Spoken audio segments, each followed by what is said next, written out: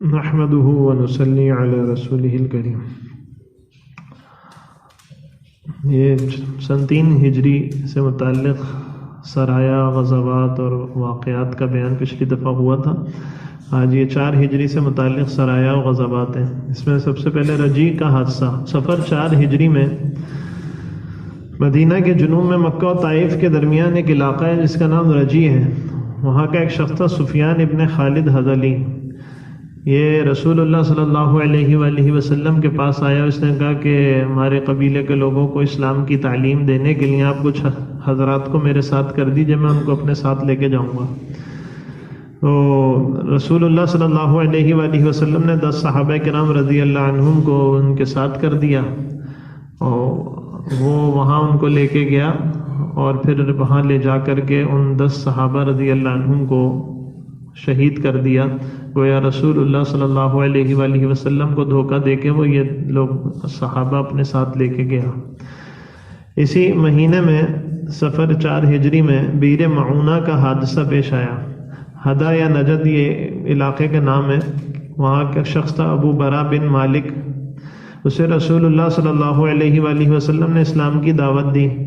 تو اس نے کہا، اسلام کی دعوت تو اس وقت قبول نہیں کی، لیکن اس نے یہ کہا کہ آپ مجھے کچھ حضرات دے دیجئے، ہمارا بہت بڑا قبیلہ ہے، آپ کے ساتھی جائیں وہاں اسلام کی دعوت دیں تو لوگ اسلام قبول کر لیں گے۔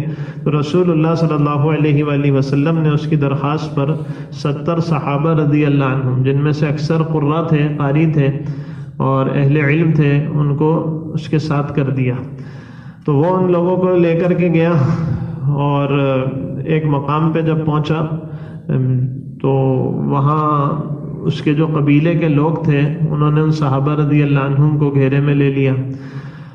تو اس شخص نے، وہ سردار تھا قوم کا، یہ ابو برا بن مالک، اس نے انہیں سمجھایا بھی، لیکن اس کے قبیلے کے لوگوں نے اس کی بات نہیں مانی، اور ان سب صحابہ رضی اللہ عنہم کو شہید کرنے کا ارادہ کیا۔ اور پھر ان صحابہ رضی اللہ عنہم کو اس کے قبیلے کے آدمیوں نے شہید کر دیا۔ ان میں سے 2 صحابہ رضی اللہ عنہم تھے جو کہیں جانور چرانے کے لیے دور گئے ہوئے تھے، تو انہوں نے جب ایسے پرندے اڑتے ہوئے دیکھے کہ جن سے یہ پتہ چلا کہ بھائی کوئی مردار کھانے والے پرندے ہیں، تو انہیں کچھ شبہ ہوا۔ انہوں نے جا کر کے جب دور سے دیکھا تو صحابہ رضی اللہ عنہم کی لاشیں تھیں۔ تو ان دونوں نے آپس میں مشورہ کیا۔ ایک نے کہا کہ بھائی چلتے ہیں حضور صلی اللہ علیہ وآلہ وسلم کو اس بات کی خبر دیتے ہیں۔ دوسرے نے کہا میرا تو دل نہیں چاہتا ہے کہ ہمارے ساتھی یہاں شہید ہو کے سو جائیں اور ہم جو ہے یہاں سے ان کو ایسے چھوڑ کے چلے جائیں۔ بہرحال ان میں سے ایک صحابی کو تو رضی اللہ عنہ کو انہوں نے پکڑ کے شہید کیا، دوسرے جو تھے وہ وہاں سے کسی طرح سے نکل کر واپس مدینہ منورہ کی طرف آئے۔ راستے میں ان کو اسی قبیلے کے 2 آدمی ملے، انہوں نے ان دونوں کو قتل کر دیا، اور پھر وہ مدینہ منورہ آ گئے۔ رسول اللہ صلی اللہ علیہ وآلہ وسلم کو انہوں نے اس واقعے کی خبر دی۔ اس کے بعد یہ غزوہ بنو نذیر، ربیع الاول 4 ہجری۔ میثاق مدینہ کے تحت مسلمانوں پر جو تاوان آتا تھا، یہودیوں سے مسلمانوں کا معاہدہ ہوا تھا مدینہ منورہ میں، تو یہودی بھی اس تاوان میں حصہ ڈالتے تھے۔ حضرت عمر بن امیہ زمری رضی اللہ عنہ تھے جو بیر معونہ کے حادثے سے بچ کر نکل آئے تھے۔ راستے میں 2 آدمیوں کو انہوں نے قتل کر دیا تھا، تو ظاہراً 2 آدمیوں کے قتل کا تاوان رسول اللہ صلی اللہ علیہ وآلہ وسلم نے مسلمانوں نے دینا تھا۔ تو معاہدے کے تحت رسول اللہ صلی اللہ علیہ وآلہ وسلم یہود سے بات کرنے کے لیے ان کے پاس گئے، تو یہود نے بات تو آپ صلی اللہ علیہ وآلہ وسلم کی سنی، لیکن در پردہ آپ صلی اللہ علیہ وآلہ وسلم کو شہید کرنے کا منصوبہ بنایا۔ 2 منصوبے بنائے، ایک تو یہ کہ دیوار ان پہ گرا دیں محمد صلی اللہ علیہ وسلم پر، جس سے یہ شہید ہو جائیں گے۔ دوسرا یہ کہ زہر آلود خنجر سے ان کو شہید کر دیا جائے۔ رسول اللہ صلی اللہ علیہ وآلہ وسلم کو یہود کے ان دونوں منصوبوں کی بذریعہ وحی اللہ جل شانہ نے خبر دے دی۔ تو آپ صلی اللہ علیہ وآلہ وسلم وہاں سے خاموشی سے کچھ کہے بغیر نکل گئے۔ صحابہ رضی اللہ عنہم نے تھوڑی دیر انتظار کیا، یہ سمجھے کہ شاید ابھی آپ صلی اللہ علیہ وآلہ وسلم واپس آئیں گے۔ جو صحابہ آپ کے ساتھ تھے، جب انہوں نے دیکھا کہ آپ صلی اللہ علیہ وآلہ وسلم واپس نہیں آئے تو وہ بھی وہاں سے نکل گئے۔ ایک اور ہوگی بیچ میں، اچھا ٹھیک ہے۔ تو یہ شوال 4 ہجری کے واقعات میں ایک واقعہ یہ کہ ام المؤمنین حضرت ام سلمہ رضی اللہ عنہ سے رسول اللہ صلی اللہ علیہ وآلہ وسلم کا نکاح ہوا. یہ حضرت ام سلمہ رضی اللہ عنہ قریش کی شاخ بنو مخزوم سے تعلق رکھتی تھیں اور اپنے ہی قبیلے کے ایک آدمی ابو سلمہ رضی اللہ عنہ سے ان کا نکاح ہوا تھا. سابقین اولین میں سے یہ دونوں تھے. بالکل شروع میں دونوں میاں بیوی ایمان لائے تھے اور حبشہ اور مدینہ دونوں جگہ کی انہوں نے ہجرت کی. جمادی الثانی 4 ہجری میں حضرت ابو سلمہ رضی اللہ عنہ کا انتقال ہوا تو عدت کے بعد رسول اللہ صلی اللہ علیہ وآلہ وسلم نے ان سے نکاح کیا. حضرت زینب بنت خزیمہ رضی اللہ عنہ کا انتقال ہو چکا تھا تو ان کا حجرہ یہ حضرت ام سلمہ رضی اللہ عنہ کو دے دیا گیا. تمام ازواج مطہرات رضی اللہ عنہن میں سے سب سے آخر میں انہی کا انتقال ہوا. سن 59 ہجری تک یہ زندہ رہیں. سن 59 ہجری میں حضرت ام سلمہ رضی اللہ عنہ کا انتقال ہو گیا. غزوہ دومت الجندل یہ ربیع الاول سن 5 ہجری مدینہ کے شمال میں عیسائیوں کا ایک علاقہ تھا دومت الجندل. اس سے پہلے خیبر نہیں ہے؟ ٹھیک ہے پیچھے جائیں. مدینہ کے شمال میں عیسائیوں کا علاقہ تھا دومت الجندل. رسول اللہ صلی اللہ علیہ وآلہ وسلم کو ان کی اسلام کے خلاف سازشوں کی اطلاع ملی تو آپ صلی اللہ علیہ وآلہ وسلم پہنچے وہاں اور ان کی سازش کو صحابہ رضی اللہ عنہم کے ساتھ مل کر ناکام بنا دیا. اب یہ غزوہ خندق یہ شوال 5 ہجری میں ہوا. غزوہ خندق اسلام کے مسلمانوں کے بڑے بڑے غزوات میں سے غزوہ تو اس میں مارکے سے پہلے دیکھیں کیا معاملہ ہوا. بنو نذیر کے یہود نے مدینہ سے نکالے جانے کے بعد اچھا وہ جو رسول اللہ صلی اللہ علیہ وآلہ وسلم کو قتل کا منصوبہ بنایا تھا یہود نے بنو نذیر کے تو رسول اللہ صلی اللہ علیہ وآلہ وسلم جب وہاں سے نکل کے آ گئے تو بعد میں آپ صلی اللہ علیہ وآلہ وسلم نے صحابہ رضی اللہ عنہم کے ساتھ جا کر وہ 700 افراد تھے اس قبیلے میں یہود. رسول اللہ صلی اللہ علیہ وآلہ وسلم 300 صحابہ رضی اللہ عنہم کے ساتھ وہاں گئے اور ان کے سارے جو قلعہ تھا جس میں وہ بند ہو گئے تھے اس کو گھیرے میں لے لیا اور انہیں مہلت دی کہ بھائی کچھ دنوں میں باہر نکل آئے. وہ جب باہر نہ نکلے تو رسول اللہ صلی اللہ علیہ وآلہ وسلم نے ان کے درختوں کو آگ لگوائی تو وہ گھبرا کے باہر نکلے. انہوں نے کوئی معاہدہ کرنا چاہا معافی چاہی تو رسول اللہ صلی اللہ علیہ وآلہ وسلم نے ان کے بارے میں مشورے سے یہ فیصلہ کیا کہ ان کو مدینہ منورہ سے نکالا جائے.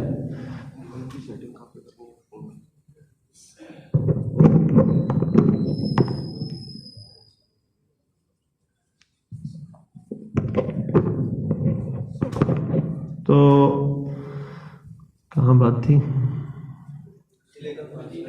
ہاں تو ان کے طرف جلائے وہ باہر آ گئے تو ان کے بارے میں پھر یہ طے ہوا کہ ان کو مدینہ منورہ سے جلا وطن کیا جائے.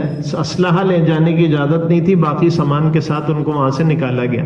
جب ان کو وہاں سے نکالا گیا بنو نذیر کے یہود کو تو انہوں نے پھر ظاہر ہے نکل کر کے جہاں بھی گئے تخریب کاری کی اور سارے عرب کو اسلام اور مدینہ منورہ جو اسلام کا مرکز تھا اس کے خلاف لا کھڑا کیا. چنانچہ مدینہ کے جنوب سے قریش اور ان کے حلیف، مشرق سے نجد کے قبائل اور شمال کی سمت خیبر سے خود یہود جو خیبر کے رہنے والے تھے 10,000 کا لشکر مع ساز و سامان مدینہ کی جانب روانہ ہوئے. یہ 10,000 آدمیوں کا لشکر لے کر مدینہ پر چڑھائی کرنے کے لیے آئے. رسول اللہ صلی اللہ علیہ وآلہ وسلم کو جب اس کی خبر ملی کہ یہ آ رہے ہیں 10,000 کا لشکر لے کے تو آپ صلی اللہ علیہ وآلہ وسلم نے صحابہ رضی اللہ عنہم سے مشورہ کیا. تو حضرت سلمان فارسی رضی اللہ عنہ نے مشورہ دیا کہ 3 جانب سے تو مدینہ منورہ محفوظ تھا، ایک جانب سے مدینہ منورہ غیر محفوظ تھا. تو انہوں نے مشورہ دیا کہ اس جانب خندق کھودی جائے تاکہ یہود مدینہ میں داخل نہ ہو سکیں، کیونکہ مدینہ کی اس وقت جو مسلمانوں کی تعداد تھی اس سے کئی گنا زیادہ کا لشکر یہ لے کر آ رہے تھے 10,000 آدمیوں کا. اب یہ دیکھیں گے شمال میں جبل احد ہے مدینہ منورہ کے، جنوب میں جبل عیر ہے، یہ 2 پہاڑوں کے درمیان مدینہ منورہ ہے. ایک طرف حرہ واقم ہے، دوسری طرف حرہ وبرہ ہے. یہ سخت جو ہے زمین جس پہ چلنا مشکل ہو، اس کو حرہ کہتے ہیں. تو یہ گویا کہ مشرق و مغرب کی جانب سے یہ خندق کھودی گئی، یعنی مشرق سے مغرب کی طرف. تو یہ لال جو نشان نظر آ رہا ہے یہ خندق تھی جو وہاں کھودی گئی. شمال سے کھلا ہونے کی وجہ سے مدینہ غیر محفوظ تھا. خندق حرہ ببرہ اور حرہ واقم کے درمیان کھودی گئی. یہ خندق کی پیمائش لمبائی جو تھی 500 ہاتھ، چوڑائی اس کی تھی 9 ہاتھ سے بھی زیادہ ایسے چوڑائی، اور گہرائی جو تھی وہ 7 سے 10 ہاتھ ہے. یہ 7 سے 10 ہاتھ. آگے چل. خندق کی کھدائی کے وقت کچھ عجیب واقعات و معجزات پیش آئے، وہ سن لیجئے. جبل ذباب کے نزدیک سخت چٹان آ گئی. صحابہ رضی اللہ عنہم نے توڑنے کی کوشش کی، کھدالیں ماری، وہ نہیں ٹوٹی. رسول اللہ صلی اللہ علیہ وآلہ وسلم تشریف لائے، کھدال لی اور 3 ضربیں لگائیں تو ان میں سے چنگاریاں نکلیں. تو رسول اللہ صلی اللہ علیہ وآلہ وسلم نے فرمایا، آپ صلی اللہ علیہ وآلہ وسلم کو دکھایا گیا کہ فارس، روم اور یمن کے محلات یہ مسلمانوں کے ہاتھ آئیں گے. آپ صلی اللہ علیہ وآلہ وسلم نے صحابہ کو خبر دی. جو منافق تھے وہ تو کہنے لگے لو پیٹ پہ پتھر بنے ہوئے ہیں، کھانے کو کچھ پاس نہیں ہے، اور باتیں خواب دیکھ رہے ہیں فارس، روم اور یمن کے محلات کی. حضرت سلمان فارسی رضی اللہ عنہ فرماتے ہیں جن محلات کا رسول اللہ صلی اللہ علیہ وآلہ وسلم نے ذکر کیا تھا وہ میرے دیکھے ہوئے تھے، اور پھر حقیقت میں وہ محلات مسلمانوں کے ہاتھ آئے بعد میں. دوسری بات یہ، خندق کی کھدائی کے وقت حضور صلی اللہ علیہ وآلہ وسلم اور صحابہ رضی اللہ عنہم کے پیٹ پر بھوک کی وجہ سے پتھر بندھے ہوئے تھے. حضرت جابر رضی اللہ عنہ نے جب یہ حالت دیکھی اپنے ساتھیوں کی بھوک سے تو وہ گھر گئے، ایک بکری کا بچہ تھا، اس کو ذبح کر کے کچھ سالن بنوایا، اور پھر رسول اللہ صلی اللہ علیہ وآلہ وسلم کے کان میں آ کے آہستہ سے سرگوشی کے انداز میں یہ کہا کہ یا رسول اللہ آپ اور چند ساتھی اپنے ساتھ لے آئیں اور میرے گھر پہ چل کے کھانا کھا لیں. رسول اللہ صلی اللہ علیہ وآلہ وسلم نے سارے صحابہ میں اعلان کر دیا کہ بھائی جابر کے گھر سب نے کھانا کھانے چلنا ہے، وہاں دعوت ہے. وہ تو گھبرا گئے، وہ تو چند آدمیوں کے کھانے کا انتظام کیا تھا، یہاں 1000 سے زیادہ اس وقت تقریباً صحابہ تھے غالباً. تو وہ گھبرا گئے. رسول اللہ صلی اللہ علیہ وآلہ وسلم نے ان سے کہا آپ گھبرائیے نہیں، آپ سالن کا جو برتن ہے نا اس کو کھولنا نہیں جب تک میں نہ آ جاؤں، میں خود سالن نکالوں گا. تو رسول اللہ صلی اللہ علیہ وآلہ وسلم تشریف لے گئے، سارے صحابہ نے وہ کھانا کھایا، اور وہ کھانا سب کو پورا ہو گیا، سب نے سیر ہو کے وہ کھانا کھایا. یہ رسول اللہ صلی اللہ علیہ وآلہ وسلم کا معجزہ تھا. بنو قریظہ کے جو یہود تھے ان کی غداری. مدینہ کے مشرق اور جنوب کے درمیان بنو قریظہ کے یہود آباد تھے. ان کا سردار کعب بن اسد تھا. حوئی بن اخطب اس سے ملا اور معاہدے کے خلاف مسلمانوں سے لڑائی پر اس کو آمادہ کیا. زبیر بن عوام رضی اللہ عنہ جو رسول اللہ صلی اللہ علیہ وآلہ وسلم کے پھوپھی داد بھائی تھے، ان کو آپ صلی اللہ علیہ وآلہ وسلم نے ان کے پاس بھیجا. تو انہوں نے جا کے کہ بھائی آپ کا تو معاہدہ ہے مسلمانوں سے، یہود سے یہ کہا. تو انہوں نے کہا کون سا معاہدہ، کون سا محمد صلی اللہ علیہ وسلم، اور ہم کسی معاہدے کو نہیں جانتے. وہ مسلمانوں سے لڑنے کے لیے گویا تیار ہو گئے. اب مارکے کی تیاری. رسول اللہ صلی اللہ علیہ وآلہ وسلم نے بچوں اور عورتوں کو مغربی جانب قلعے میں منتقل کر دیا اور چند صحابہ رضی اللہ عنہم کا پہلا لگا دیا. باقی حضرات خندق کی کھودی ہوئی مٹی کی آڑ میں بیٹھ گئے. تو مٹی کی آڑ میں جب یہ بیٹھ گئے تو کفار آئے. اللہ جل شانہ نے اس خوف کا ایسا عالم تھا کہ مدینہ کے تھوڑے سے مسلمان اور وہ 10,000 کا لشکر لے کے آ رہے ہیں، ساز و سامان کے ساتھ آ رہے ہیں. مدینہ منورہ میں مسلمان ہیں، بظاہر کمزوری کی حالت میں، ان کی عورتیں اور بچے بھی ہیں. اللہ جل شانہ نے اس نقشے کی منظر کشی کی. جاءوکم من فوقکم ومن اسفل منکم. وہ وقت اللہ جل شانہ فرماتے ہیں یاد کرنے کے قابل ہے جب وہ یعنی کفار جو تھے تمہارے پاس آئے، من فوقکم تمہارے اوپر کی طرف سے بھی، ومن اسفل منکم اور نشیبی طرف سے بھی، وَإِذْ زَاغَتِ الْأَبْصَارُ وَبَلَغَتِ الْقُلُوبُ الْحَنَاجِرَ. اور اللہ جل شانہ فرماتے ہیں جبکہ آنکھیں کیا ہوئی، پلٹ گئیں، یعنی اتنی سخت خوف کی کیفیت تھی، اور کلیجے منہ کو آ گئے. کلیجہ منہ کو آنا تو ہمارے بھی محاورے میں کہتے ہیں جب انتہائی خوف کی حد ہو جائے تو کیا کہتے ہیں، کلیجہ منہ کو آ گیا ہے. تو اللہ جل شانہ فرماتے ہیں ایسی خوف کی حالت تھی مسلمانوں پر. اس وقت رسول اللہ صلی اللہ علیہ وآلہ وسلم نے چند دعائیں کی، وہ دعائیں یہاں ہیں: اللہم لا عیش الا عیش الآخرہ فاغفر الانصار والمہاجرہ. اے اللہ زندگی تو آخرتی کی زندگی ہے، دنیا کی زندگی کیا زندگی ہے؟ فاغفر الانصار والمہاجرہ، اے اللہ آپ انصار اور مہاجرین کی مغفرت فرما دیں. اللہم منزل الکتاب، اے اللہ جو کتاب کا نازل کرنے والا ہے، سریع الحساب جلد حساب لینے والا ہے، حازم الاحزاب لشکروں کو شکست دینے والا ہے. اللہم اہزمہم وزلزلہم، اے اللہ آپ انہیں شکست دے دیجئے ان یہود کو، کفار کو، اور ان کو ہلا کر کے رکھ دیجئے. اللہم استر عوراتنا وآمن روعاتنا. یہ 3 دعائیں رسول اللہ صلی اللہ علیہ وآلہ وسلم نے مانگی. صحابہ رضی اللہ عنہم کے جذبات تھے، انہوں نے یہ اشعار پڑھے: نحن الذین بایعوا محمدا علی الجہاد ما بقینا ابدا، کہ ہم تو وہ لوگ ہیں جنہوں نے محمد صلی اللہ علیہ وسلم سے بیعت کی، یہ وعدہ لیا ہے کہ جان دے دیں گے، اسلام نہیں چھوڑیں گے. علی الجہادی، اور جہاد پر ہم نے رسول اللہ صلی اللہ علیہ وآلہ وسلم سے بیعت کی ہے کہ جب تک ہم زندہ رہیں گے اللہ کے راستے میں جہاد کرتے رہیں گے. اللہم لولا انت مہتدینا ولا تصدقنا ولا صلینا، اے اللہ اگر آپ نہ ہوتے تو ہمیں ہدایت نہ ملتی، نہ ہم صدقہ دے سکتے، نہ ہم روزہ رکھتے، نہ ہم نماز پڑھتے. بس آپ ہم پر سکینہ نازل کر دیجئے اور ہمارے قدموں کو اگر مقابلہ ہو جائے تو جما دیجئے. صحابہ رضی اللہ عنہم خندق کھودنے میں مصروف تھے اور ایمان افروز اشعار پڑھ رہے تھے. مغربی جانب میں واقع جبل سلا کو آپ صلی اللہ علیہ وآلہ وسلم نے اپنی پشت کی جانب رکھا. معرکے کے کچھ حالات دیکھ لیجئے. کفار 25 دن کے محاصرے میں 12 کوشش کے باوجود خندق پار نہ کر سکے. 25 دن تک انہوں نے محاصرہ کیا مدینہ منورہ کا. کفار کے مشہور پہلوان عمر بن ود نے مسلمانوں کو للکارا. حضرت علی رضی کہ کون ہے، کوئی ہے میرے مقابلے میں آنے والا؟ تو رسول اللہ صلی اللہ علیہ وآلہ وسلم نے علی رضی اللہ عنہ کھڑے ہوئے تو ان کو روکا. پھر دوسری دفعہ، پھر تیسری دفعہ بھی ایسی ہوا. تو پھر تیسری مرتبہ میں رسول اللہ صلی اللہ علیہ وآلہ وسلم نے حضرت علی رضی اللہ عنہ کو اپنی تلوار دی. وہ مقابلے کے لیے اس کے گئے، اس پہلوان کے. تو اس نے ایک وار کیا، آپ حضرت علی رضی اللہ عنہ نے اپنی حفاظت اس سے کی، بچ گئے. پھر حضرت علی رضی اللہ عنہ نے اس پر ایسا وار کیا کہ اس کو ڈھیر کر دیا. کفار کے ایک تیر سے حضرت سعد بن معاذ رضی اللہ عنہ کی گردن میں جب وہ تیر لگا، کافروں کی طرف سے چلایا ہوا، تو حضرت سعد بن معاذ رضی اللہ عنہ کی گردن میں لگنے سے خون بہت زیادہ بہا، اور اس زخم کی وجہ سے حضرت سعد بن معاذ رضی اللہ عنہ بہت کمزور ہو گئے.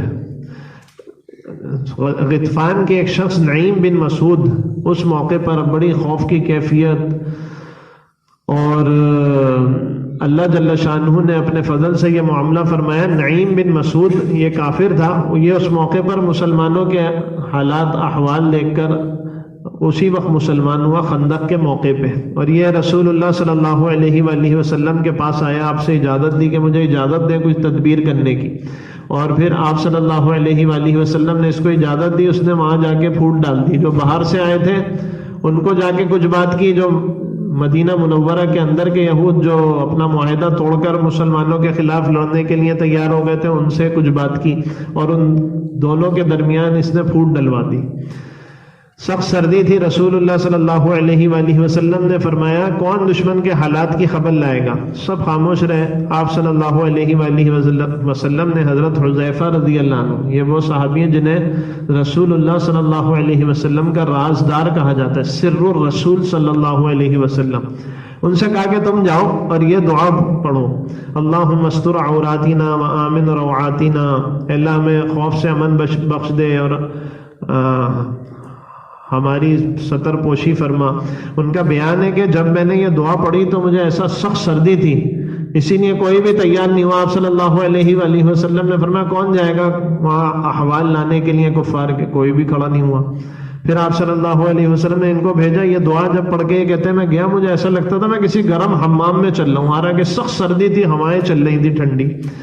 تو یہ دشمنوں کے علاقے میں پہنچے تو ابو سفیان کے خیمے میں سب جمع ہو کر خفیہ اجلاس کر رہے تھے، مشورہ کر رہے تھے. ابو سفیان نے کہا کہ ہمارے پاس کھانے پینے کا سامان بھی ختم ہو گیا. اچھا پہلے تو یہ جب وہاں پہنچے تو کچھ شک ہوا. ابو سفیان نے کہا بھائی کوئی اجنبی ہمارے درمیان آیا ہے، ہر شخص اپنے برابر والے کا ہاتھ پکڑ لے. حضرت حذیفہ رضی اللہ عنہ نے اپنے برابر والے کا ہاتھ پکڑ کے کہا کہ تم کون ہو، کس قبیلے کے ہو؟ تو شک بھی دور ہو گیا کہ بھائی یہ تو الٹا ہم سے پوچھ رہے ہیں. پھر ابو سفیان نے خیر اپنا مشورہ جاری رکھا اور کہا کہ بھائی ہمارے پاس تو کھانے پینے کا سامان 25 دن ہو گئے ہیں، وہ بھی ختم ہو گیا ہے، سردی بھی بہت بڑھ گئی ہے، اب واپس لوٹنا چاہیے. بہرحال 25 دن کے محاصرے کے بعد کفار ناکام ہو اور نامراد ہو کر وہاں سے واپس لوٹ گئے. ابھی اللہ جل شانہ نے اس مشکل وقت میں ایمان والوں کی اور منافقین کی گفتگو قرآن میں ذکر کی. وَلَمَّا رَأَى الْمُؤْمِنُونَ الْأَحْزَابَ قَالُوا هَذَا مَا وَعَدَنَا اللَّهُ وَرَسُولُهُ وَصَدَقَ اللَّهُ وَرَسُولُهُ وَمَا زَادَهُمْ إِلَّا إِيمَانًا وَتَسْلِيمًا. ایمان والوں کی تو یہ حالت تھی کیا کہ اور جب اللہ جل شانہ فرماتے ہیں ایمان والوں نے لشکر دیکھے تو کیا کہا، یہی وہ چیز ہے جس کا اللہ نے اور اس کے رسول صلی اللہ علیہ وآلہ وسلم نے وعدہ کیا تھا، اور اللہ اور رسول نے جو وعدہ کیا وہ سچ کر دکھایا. اور ان کے ایمان میں اللہ جل شانہ فرماتے ہیں اور زیادہ اضافہ ہو گیا اس سے کہ اتنی سخت حالت خوف کی، بھوک کی کہ پتھر بنے ہوئے، اور آپ صلی اللہ علیہ وآلہ وسلم ایسے میں ان کو اطلاع دے رہے ہیں کہ بھائی روم، فارس، یمن کے محلات فتح ہوں گے، ہمارے ہاتھ آئیں گے. تو ایمان والوں نے فوراً کہا کہ بالکل آپ صلی اللہ علیہ وآلہ وسلم سچ کہہ رہے ہیں. تو اللہ جل شانہ نے ان کے ایمان میں اور زیادہ اضافہ کر دیا. اور منافقین نے کہا کھانے کو پاس نہیں ہے، باتیں خواب دیکھ رہے ہیں محلات فتح کرنے کی.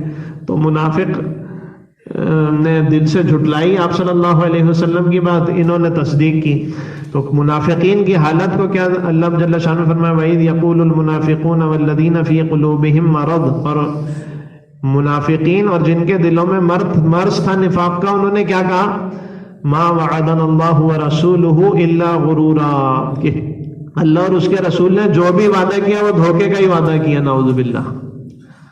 تو انہوں نے جھٹلایا، انہوں نے تصدیق کی، ان کے ایمان میں اضافہ ہو گیا. یہ تو ویسے ہی ایمان سے فارغ تھے، ان کے دل کی سیاہی میں اور اضافہ ہو گیا. غزوہ بنو قریظہ ذی قعدہ 5 ہجری. مدینہ میں یہود کے 3 قبائل میں سے 2 تو پہلے ہی جلا وطن ہو گئے تھے. یہ بنو قریظہ ایک تیسرے تھے، یہ باقی رہ گئے تھے. غزوہ خندق میں انہوں نے جب معاہدہ توڑا مسلمانوں سے کیا ہوا، کہ جس کی وجہ سے مسلمانوں کو بہت خطرات کا سامنا کرنا پڑا کہ وہ 10,000 کا لشکر لے کے آئے، وہ اگر مدینہ منورہ میں داخل ہو جاتے تو کتنے سخت نقصان کا اندیشہ تھا. تو جب انہوں نے معاہدہ توڑا تو رسول اللہ صلی اللہ علیہ وآلہ وسلم جب خندق کے مارکے سے واپس ہوئے، ظہر کی نماز پڑھی تھی کہ جبرائیل علیہ السلام جو تھے وہ حضرت دحیہ کلبی رضی اللہ عنہ، ایک صحابی ہیں، ان کی شکل میں حضرت جبرائیل علیہ السلام آئے اور آپ صلی اللہ علیہ وآلہ وسلم سے یہ فرمایا کہ آپ نے زرہ اتار دی، ابھی تو بنو قریظہ جانا ہے. تو ابھی تو بنو قریظہ جانا ہے. تو آپ صلی اللہ علیہ وآلہ وسلم نے دوبارہ صحابہ رضی اللہ عنہم کو حکم دیا کہ بھائی جو لوگ ابھی خندق سے آئے وہ بنو قریظہ چلیں گے. تو بنو قریظہ آپ صلی اللہ علیہ وآلہ وسلم صحابہ کے ساتھ گئے، اور جہاں محصور تھے یعنی جس قلعے میں وہ رہتے تھے اس کو آپ صلی اللہ علیہ وآلہ وسلم صحابہ نے گھیرا. انہوں نے ایک آدمی بھیجا، ابو لبابہ رضی اللہ عنہ سے ان کے کچھ تعلقات تھے، تو انہوں نے کہا ہمیں ان سے بات کرنے کی اجازت دیں، اور ان سے کہا کہ بھائی ہمیں جو ہے نا معاف کیا جائے. تو پھر رسول اللہ صلی اللہ علیہ وآلہ وسلم نے حضرت سعد بن معاذ رضی اللہ عنہ، جن کو تیر لگا تھا خیبر میں اور اس کے وجہ سے بہت خون بہا اور وہ بہت کمزور ہو گئے تھے، ان سے آپ صلی اللہ علیہ وآلہ وسلم نے فرمایا ان کے بارے میں فیصلہ کرو، بنو قریظہ کے بارے میں. تو وہ انہوں نے حضرت سعد بن معاذ رضی اللہ عنہ سے آپ صلی اللہ علیہ وآلہ وسلم نے فرمایا آپ ان کے بارے میں فیصلہ کریں. تو انہوں نے یہ فیصلہ کیا کہ ان کے مردوں کو تو سب کو قتل کر دیا جائے جو لڑنے کے قابل ہیں، باقی ان کے بچوں کو اور عورتوں کو چھوڑ دیا جائے اور غلام بنا کر ان کو فروخت کر دیا جائے. تو بہرحال پھر رسول اللہ صلی اللہ علیہ وآلہ وسلم و صحابہ رضی اللہ عنہم نے ان کے مردوں کو قتل کیا ان کی غداری کی وجہ سے، اور ان کی عورتوں کو اور بچوں کو غلام بنا کے پھر بازاروں میں بیچا گیا، اور ان کا جو مال غنیمت تھا وہ پھر صحابہ رضی اللہ عنہم میں تقسیم ہو گیا. ایک شبہ اور اس کا جواب۔ بنو قریظہ کے فیصلے کے بارے میں مستشرقین جو ہیں وہ اس شبہ کریں اگر کہ یہ تو بہت سخت فیصلہ تھا، پورے قبیلے کا صفایا کر دیا۔ اس کا جواب یہ ہے کہ اگر کفار کا سیلاب مدینہ سے ٹکرا جاتا جس کے لیے بنو قریظہ نے راستہ دیا تو کیا نتائج نکلتے؟ ہو سکتا ہے مسلمانوں کا ساروں کا صفایا ہو جاتا۔ تو جیسی کرنی ویسی برنی کے تحت بنو قریظہ کو ان کی گھناؤنی حرکات کی بالکل ٹھیک سزا ملی، ان کے ساتھ یہی ہونا چاہیے تھا۔ اب یہ 5 ہجری سے متعلق احکام و واقعات میں حضرت ام المؤمنین زینب بنت جحش رضی اللہ عنہ سے رسول اللہ صلی اللہ علیہ وآلہ وسلم کا نکاح ذوالقعدہ 5 ہجری میں ہوا۔ حضرت زینب رضی اللہ عنہ رسول اللہ صلی اللہ علیہ وآلہ وسلم کی پھوپھی ذات بہن تھیں۔ آپ صلی اللہ علیہ وآلہ وسلم نے اپنے آزاد کردہ اور متبنہ یعنی جن کو منہ بولا بیٹا بنایا ہوا تھا آپ صلی اللہ علیہ وآلہ وسلم نے زید بن حارثہ رضی اللہ عنہ، ان سے ان کا نکاح کروا دیا۔ جب نکاح ان سے کرنے کے لیے آپ صلی اللہ علیہ وآلہ وسلم نے حضرت زینب رضی اللہ عنہ کے بھائی سے کہا، ان کی رائے نہیں بنی، تو پھر اللہ نے قرآن میں آیت اتاری کہ جب اللہ اور اس کے رسول کسی معاملے کے بارے میں فیصلہ کرنے تو مسلمانوں کو اختیار نہیں ہے کہ اس کے علاوہ کوئی بات کرے۔ تو جب یہ آیت اتری تو وہ نکاح کے لیے تیار ہو گئیں، تو ان کا زید بن حارثہ سے نکاح کیا گیا زینب رضی اللہ عنہ کا، لیکن ان کے مزاج نہیں ملے اور بارہا حضرت زید بن حارثہ رضی اللہ عنہ نے انہیں طلاق دینے کی چھوڑنے کی کوشش کی۔ آپ صلی اللہ علیہ وآلہ وسلم سے جب مشورہ کیا آپ نے منع کر دیا، لیکن جب بہت زیادہ مزاج میں ان کی ہم آہنگی نہ ہو سکی، پریشانی ہوئی، تو حضرت زید بن حارثہ رضی اللہ عنہ نے حضرت زینب رضی اللہ عنہ کو طلاق دے دی۔ ان کے طلاق دینے کے بعد ظاہر ہے ان کی دلجوئی کی ضرورت تھی، ایک تو وہ چاہتی نہیں تھی، انہوں نے اللہ اس کے رسول کے فیصلے پر ان سے نکاح کر لیا زید بن حارثہ رضی اللہ عنہ سے، اور پھر طلاق بھی ان کو ہو گئی۔ تو ان کی دلجوئی کے لیے آپ صلی اللہ علیہ وآلہ وسلم نے ارادہ کیا کہ ان سے نکاح کریں، لیکن اس زمانے میں لوگوں میں ایک غلط رسم تھی کہ منہ بولا جو بیٹا ہوتا تھا نا، حقیقی بیٹے کی طرح اسے سمجھا جاتا تھا، جیسے حقیقی بیٹا اگر کسی عورت کو طلاق دے تو ظاہر ہے اس سے شادی آدمی نہیں کر سکتا، تو ایسے ہی منہ بولے بیٹے سے بھی اس زمانے میں لوگ سمجھتے تھے کہ اگر اس کے شوہر نے اس کو طلاق دے دی ہے تو اس کا جو منہ بولا باپ تھا اس سے اس لڑکی کی شادی نہیں ہو سکتی۔ لیکن اللہ جل شانہ نے قرآن میں آیات اتاری، فلما قضى زید منها وطرا زوجناکها، کہ جب حضرت زید رضی اللہ عنہ نے، یہ واحد صحابی ہیں زید رضی اللہ عنہ جن کا قرآن میں نام کے ساتھ ذکر ہے، یاد رکھیں کسی اور صحابی رضی اللہ عنہ کا نام کے ساتھ قرآن میں ذکر نہیں ہے، صرف یہ ایک واحد صحابی ہیں زید رضی اللہ عنہ۔ ہاں اور صحابہ کا بعض کا ذکر کسی واقعے کے ذیل میں ہے، لیکن نام ان کا قرآن نے لیا ایسا کہیں بھی نہیں ہے قرآن میں۔ یہ واحد صحابی ہیں زید رضی اللہ عنہ جن کا اللہ نے قرآن میں نام لیا، فلما قضى زید منها وطرا زوجناکها، تو یہ گویا کہ ان کا نکاح حضرت زینب رضی اللہ عنہ کا آسمانوں پہ اللہ نے کر دیا محمد صلی اللہ علیہ وسلم کے ساتھ۔ کیا فرمایا کہ جب زید نے ان سے اپنی ضرورت پوری کر لی اور ظاہر ہے پھر ان کو چھوڑ دیا، تو زوجناکها، اللہ جل شانہ فرماتے ہیں ہم نے اے محمد آپ کا زینب سے نکاح کر دیا۔ ان کو اس پہ فخر تھا کہ سب کے نکاح تو زمین پہ ہوئے، میرا نکاح آسمانوں پہ ہوا۔ یہ حضرت ام المؤمنین زینب بنت جحش رضی اللہ عنہ۔ اچھا، اسی موقع پر یعنی ذوالقعدہ 5 ہجری پر ہی حجاب کا حکم یعنی پردے کا حکم آیا مسلمان عورتوں کو، کن کن مردوں سے پردہ ضروری ہے اور کس سے ضروری نہیں ہے، اس کی تقسیم کر دی گئی، بتا دیا گیا کہ کن کن نامحرموں سے پردہ ہے۔ اس میں قریبی رشتے بعد ایسے ہیں جنہیں ہم سمجھتے ہی نہیں کہ عورت کا ان سے پردہ ہے، دیور جیٹھ نندوئی بہنوئی، شوہر کا خالو، شوہر کا ماما، شوہر کا پھپھو، شوہر کا پھوپھا، شوہر کا چاچا، اپنا خالو، اپنا پھوپھا، چچا زاد بھائی، خالہ زاد بھائی، مامو زاد بھائی، پھوپھی زاد بھائی، یہ وہ قریبی رشتے ہیں جن سے عورت کا یاد رکھیے پردہ ہے۔ تو بہرحال یہ پردے کا حکم ذوالقعدہ 5 ہجری میں آیا۔ وآخر دعوانا ان الحمد للہ رب العالمین۔